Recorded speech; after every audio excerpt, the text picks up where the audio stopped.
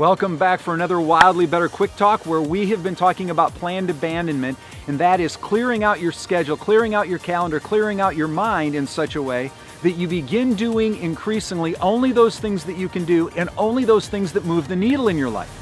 So what goes into those freed up blocks of time?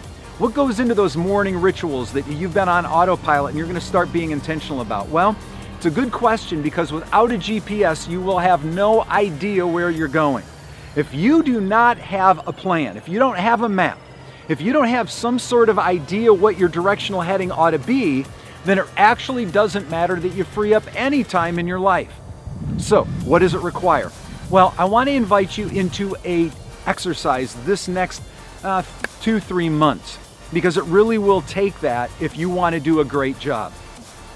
When I sit down with my journal, I have got a very clearly articulated plan in 12 areas of my life that I am guided by and that I design my days, weeks, months, and years around.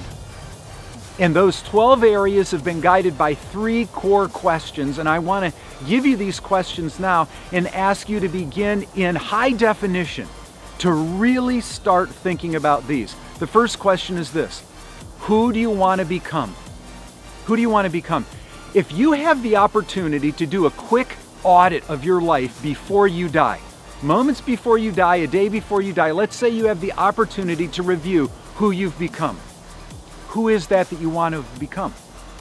What are the character traits? What are the energies? What are the deposits? What are the things that you want to become so that the world is a better place because of you? Your character, your integrity, your wholeness, your wellness, your completeness, your output, those things will not happen automatically. They will only happen if you design it.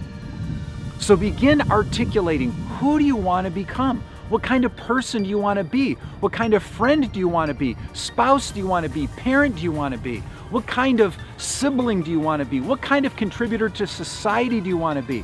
What do you want to become? Second key question, again, reflecting in high definition. What do you want to accomplish? When you turn around and walk away from this world, when you finally exit, and we all will, nobody's ever escaped it, what do you want to leave behind? Steve Jobs talked about dent making. What kind of dent do you want to make? What kind of mark do you want to leave?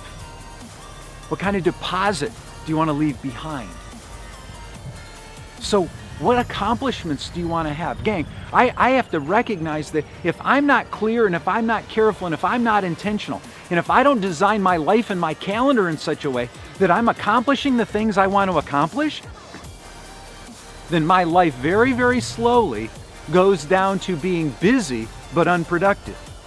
My life gets full of stuff that I have to do, but it doesn't really move me down the path I'm trying to go. Who do you want to become? What do you want to accomplish and leave behind? And then the third question, really critical, what experiences do you want to have? What kind of experiences do you want? What do you want to surround yourself with? What kind of places do you want to visit? What parts of the world do you want to see? What kinds of things do you want to experience with loved ones, with your kids, with your siblings, with your parents, with your friends?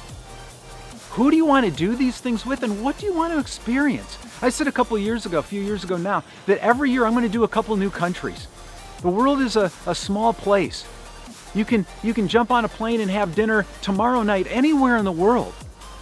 And I decided, you know what, I want that experience, and I want to take my kids and let them see those things. What experiences do you want to have? The more you articulate who you want to become, what you want to accomplish, and the experiences that you want to have, the more you will be able to begin building your life day by day, week by week, month by month, year by year, in such a way that you are heading toward those goals. Most of us spend most of our days doing menial things that many times don't have to be done. That's why we talked about planned abandonment. When you could actually be building the life you're dreaming of and moving the needle towards the goals that you have and becoming the person that you are designed to become. Just like disconnect. I hope you'll take the time to reflect on these 3 questions in high definition, in full color, and allow it to begin to translate into things that will guide and direct your life.